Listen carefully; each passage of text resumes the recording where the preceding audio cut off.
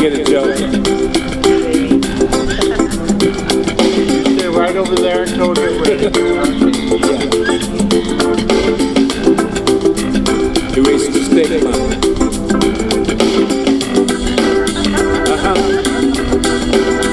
Backyard shot here. Yeah. Showtime. Erase the stigma. We're gonna do it like this. We're gonna do it like Okay. that. We're gonna do it like this. And erase the stigma. Okay, hi there, I'm Joe Tyler. Are you stressed out, wigged out, freaked out, feeling anxious, angry, or depressed? Want to know how people with real mental health problems learn to cope? Keep it right here and get the latest word from experts in the field. In the field, we're out in the field, aren't we? We are just on the field, like me, Joe Tyler, a peer counselor at the state hospital, a speaker for the cause for mental health, which we might talk about today, a talk show host, as well as a state of Nevada NAMI president. Medications and therapy are the cornerstone for over 30 million people in the United States today. Here in Erasing the Stigma, we find hope for people whose lives have become unmanageable. So stay with us for the next 2 minutes as we erase the stigma for people with brain disorders. Here with me on Erasing the Stigma today is Kathy Ann Rusko, and our program today features a longtime friend and a love who has made many appearances with me at open mics throughout the city. Kathy Rusko grew up right here in Reno, and like me, she has a sibling. Yes. To tell the story, who has a sibling who has been very successful, and they're chosen. And I have a sibling. My sister's been very successful, and your brother's been very successful.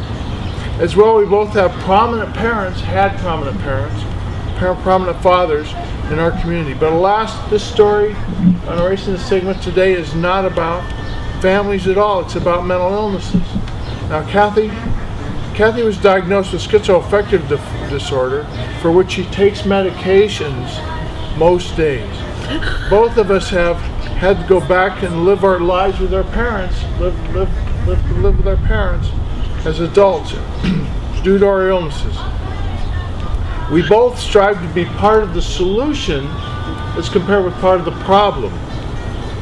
But she has been able to help me with my tough feelings sometimes. And then when I'm anxious, angry, as I said at the top of the hour, Yes. anxious, angry, or depressed. Now, Kathy, tell for our viewers, what it feels like to give back in a supporting manner. Oh. No, it's a good thing. It's a good thing. My family were very much about service to the community. So it's nice for me to find a way that I can, help other people, and it's a good thing. It's a good thing. Some of the folks, Donna Shibovich and Steve Friedman and Sean Sardella and I all took facilitator training, and we just started a support group, a NAMI Connection support group on Record Street in the Homeless Resource Center. And we've been doing that for about 2 months now, and it's starting to feel like it's coming together. Now that brings it on home to Reno. Yes. But we're talking about, we met at open mics, Yes. where we both performed, and I gave you my book called The Recovery in Progress. You remember that? Yes, I do. And you took it back and read it, Yep. and then you disappeared. You disappeared for a couple months. I did. And now tell us what it's like to have a bout with depression, and where you couldn't get out of bed. What's that like? Whoa. Well, it's depressing. Those depressions sure are depressing, right? They are. Yeah. No, it does. It happens to me periodically. Well, it's something that is pretty much ongoing most of the time. It's hard for me to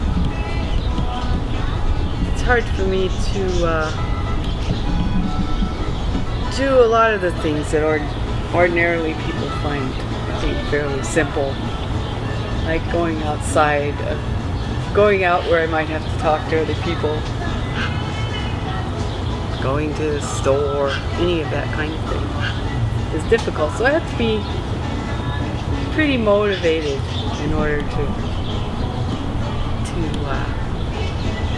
do something. And since I don't work, since I don't really have the structure, I have to sort of create a certain amount of structure in my life. And that's where we help. That's where NAMI helps. Yes, NAMI helps a lot with that. Get you up, get you going. And of course you have some of your structure that you had before NAMI with regard to some of the other kinds of groups that you go to a peace vigil, and you go to. Just tell us about some of the stuff you've been doing for years and years and years that's kept you motivated.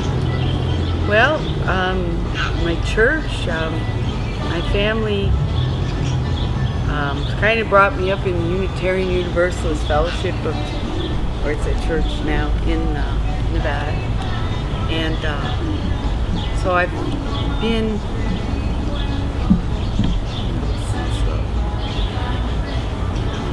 since I started staying with them in '85. I've been usually I've gone to church every Sunday and gotten involved in things through the church.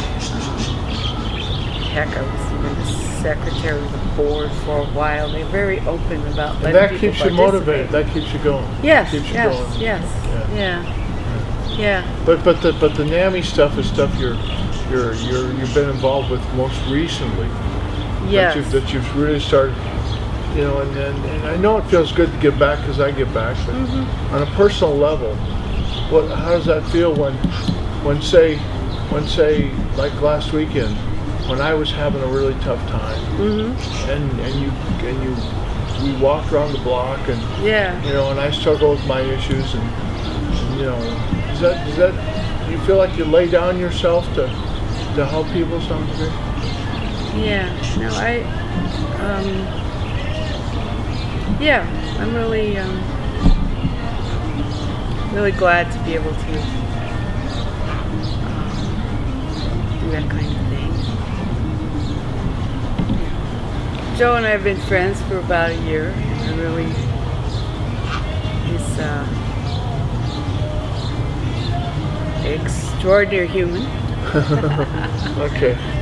Well, enough of that. Enough of that already. Okay. But the groups that we do in the hospital, one of the groups we do at the hospital is called Erasing the Stigma Group. Yes. Which happens to be the title of this show. Yes. And happens to be a support group I do for inpatients, as well as I talk about the Americans with Disabilities Act. We talk about how they can't discriminate against us for purposes of housing and purposes of work. And they can't ask, the Americans with Disabilities Act says they can't ask on a job interview whether or not you have a disability or not when they go to interview you for a job. And they can't ask you, or they can't discriminate against you for purposes of housing either.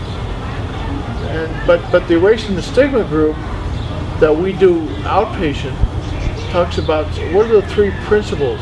Remember the 3 principles out here in my backyard? The 3 principles for erasing the stigma. I know that. Which ones are those?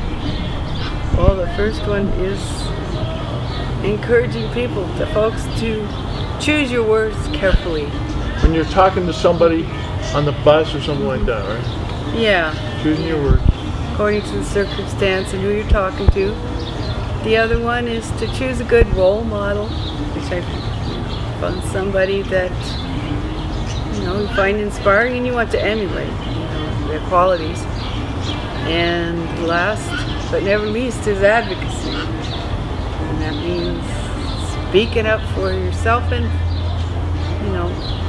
for other people too. Now, what does that feel like for advocacy? You've gotten a chance to go down to the governor's office. That's true. We went to the governor's office and spoke to Ann Wilkinson and Mary Woods, who are both bureaucrats in the governor's mansion. And not in the governor's mansion, but in the governor's office. What did that feel like for you to do that? Well, it was a little intimidating at first, but it was also fascinating because it is, after all, it's our representative government. We were there, trying to represent folks in Nevada with mental illness-related disabilities. It's a good thing. It's good. And then, tell for some of our viewers where. Let's see. Wait, I wanted to ask you the one about the. Tell about the first experience you later called a need for someone to advocate for folks at the state hospital, where there wasn't a water fountain. There was not a water fountain for folks with dry mouths. God, it makes me thirsty just thinking about it. Not a water fountain for people with dry mouths. Tell us about that. Oh, you're talking. That was your first advocacy thought about it. Well, I remember when I started going to the Nevada State Hospital to get medication, and there was one time when I was there in a room with a whole lot of other people, and there was a woman next to me whose medication made her really thirsty. It was a hot day, there wasn't air conditioning, there was no water available, and that's the first time I thought, geez, I gotta find an advocacy group that advocates for people with mental health issues. I felt bad about that. So let's let our feathered friend get on. We got a little halftime action here. Okay. Let's see whether our feathered friend can do a few somersaults. He's looking at me. Let's see whether he can do a few somersaults. Flip, flip, flip, flip, flip, flip. Good. Can we get a close-up shot on that? Flip, flip, flip. Good. Flip, flip one more time. Good. He says, "Oh boy, there's nuts and everything." Oh yeah. A little snack time for the bird. This is Merlin's first appearance on a Race in the Stigma. All right. So yeah, that's pretty cool. And let's do a little hanging. Shake, shake, shake. Hang. Good little critter. I wonder whether he'll hop. I don't think he'll hop, but you would see if he'll hop on your shoulder. He might. Looks like he's going to. Why don't you try? Do you want to hop, little critter? Hop, hop, hop. Good. Bird. And you sing. What's your song? Sing your song. What? Sing your song. When the red robin goes hop, hop, hop. Okay. Sing it. You want me to sing the red robin? Sing Okay. the red robin. I'm gonna do it. While he's hopping. All right. When the red robin goes bobbing along, Hop. Hop. There'll be no more sobbing when He ain't gonna hop now. he starts throbbing Hop, hop, hop. his own sweet song. Wake up, you sleepyhead. Cheer up, get out of bed. Get up, the sun is red. Live, laugh, love and be happy. That's great, Kathy. That's great. Yay. Okay. And I am your comedy muse. That is correct. I am your comedy muse. So, and Yes. and as I said in the back of this boat, muse, which means it's probably a guy who has comedic gestures for people or something like that. I don't know. Did you look it up in the dictionary? What's a muse mean? We looked up a muse, and it's like a Greek. It's like a Greek archetypical figure for. And there's one for all the arts, there's one for music, and there's one for poetry, and there's one for... It's a god then? No, I think they're kind of gods. Actually, they're goddesses. Goddesses? Yes, they are. So, it's like it's a word. Yeah. Joe's a comedian, yes. And I've tried my hand at it. I'm not very good. Well, I know, but I can tell jokes about the state hospital till hell won't have it, because I work over there. So I can. Yes.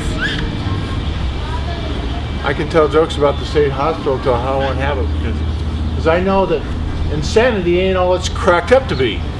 Does being wigged out mean that we're all indeed need a little wig tightener? This is great stuff, wig tightener. Dang me, swear to yourself, or Bruce, you can you be swearing you're alive and loving it. After all, isn't talking to yourself, having a conversation with someone you love? Do you ever talk to yourself, Kevin? I certainly do. Having a conversation with someone, so we hope and have come to know rather well, thank you. Okay, well that's good enough halftime entertainment. Let's see what else we got here. I think I got, oh yeah, Erasing the Stigma. Yes. We do talk about the 5 or 4. Is it 5 or 4? For the In Your Own Voice? Yeah, the inner arm voice thing. Yes. The inner arm voice thing. Yes. Do you remember what those are? Can you recite those? Yes. This is the steps to recovery for someone with a mental illness. Yes. What are those? Okay, the first one would be Dark Days. Dark days. Now, what does dark days mean to you? Oh, it means, times when you're just really confused and lost and don't know what to do. Like Sunday for me. Yeah. Like yeah, Sunday for me. that You was, help me too. Yeah. What are your dark days? Oh gosh. For me, it's like these days when I just can't make myself do anything.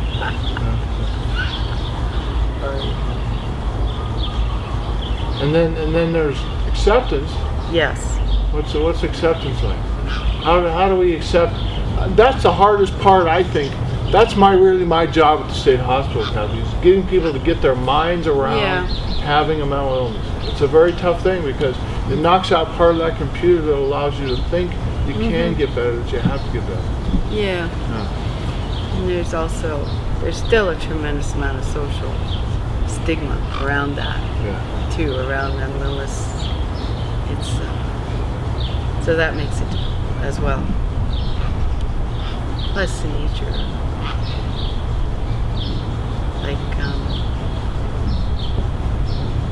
the nature of what kind of you and I have experienced. Like I have different times had voices that speak in very authoritative ways. If you're used to listening to what your voices are saying and you're saying something different than what other people are saying, that's very confusing. I think that also makes it difficult for people. Because everybody has an inner voice, I think. I think everybody has an inner voice. It's how you use that. And some people's voices, if they shout and scream at them, tell them to do demonic things. Yeah. And that can be very disruptive. Yeah.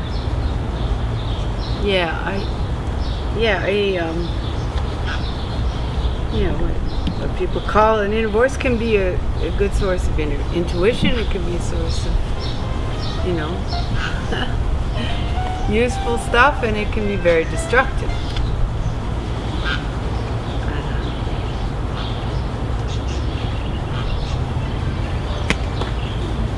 So, and then there's acceptance, and then there's treatment. Yes. And treatment is everything that the doctors do for us, right? I guess. What do those doctors do for us? Not too much, huh? Well, no. There's medication. One of the things that's helped me a lot is the more recent brands of medication that came out, and I started taking Zoloft in 2001. It had been around for a while, but when I first started, seeing doctors and stuff and that kind of thing was around. That was helpful. I took antipsychotics for a short while, which was not a fun experience at all, but it turned out to be helpful. So, I know. So there's treatment, and then coping skills is all the good stuff we do for ourselves. You learn, all the stuff we do for ourselves. Which is like, for me, it's getting to bed on time.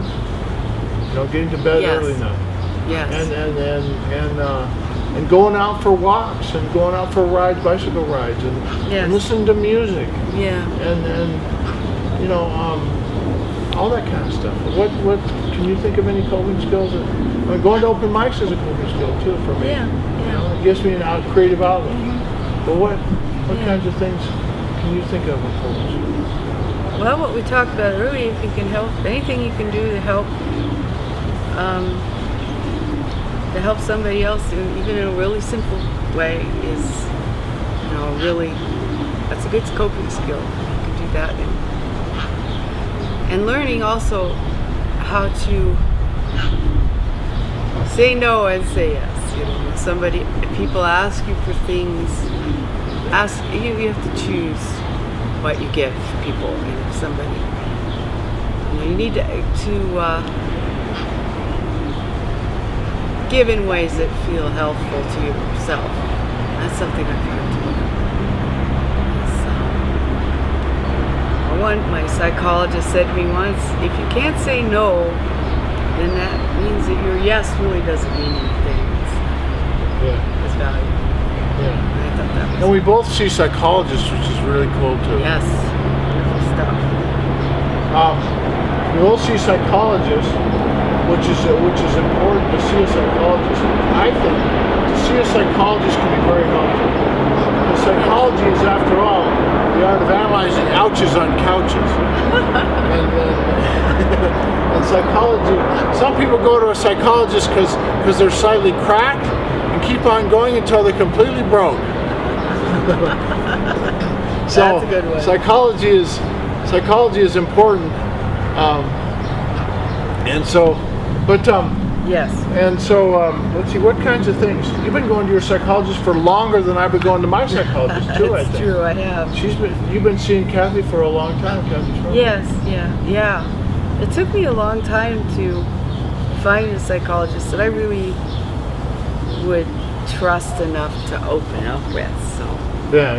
So when I found her, and she was the first one that I really had a sense of trust with, and she's very helpful. It's been very, very helpful. And my psychologist has been instrumental for me, I think. Oh yeah. Really, really good, you know. Yeah.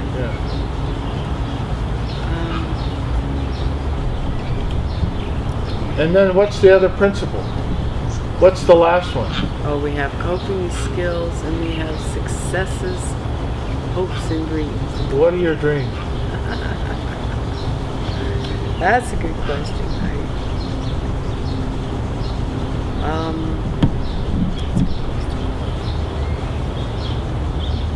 Can you think of anything it's a structured kind of a thing, so there's dark days, so you see yourself going from can't get out of bed to, could you see yourself, say, not gambling or something like that? I mean, I know you don't see yourself gambling, but I hate to bring up that topic without you explaining it to the folks at home, whether or not gambling has any issue with anybody else. Probably doesn't. But Most likely not. Yeah, I would like. I do. I came. Yes, I came. Like yesterday, I lost $35, which really burdened my bank. I would like to be in control of that. And I would like, another thing that I would really like to do is have more structure in my daily life and keep my house in better shape. I love to cook for people and have people over for dinner and I'd love to have my apartment where I live be in nice enough shape all the time so I could just feel comfortable having people come over.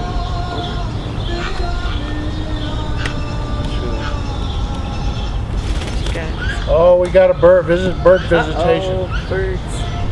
Hi, baby. I think we can. Okay, so thanks. Kathy, I think that. Thank you. Ready to go out? All right. My hand. I will. Thanks for being on, partner.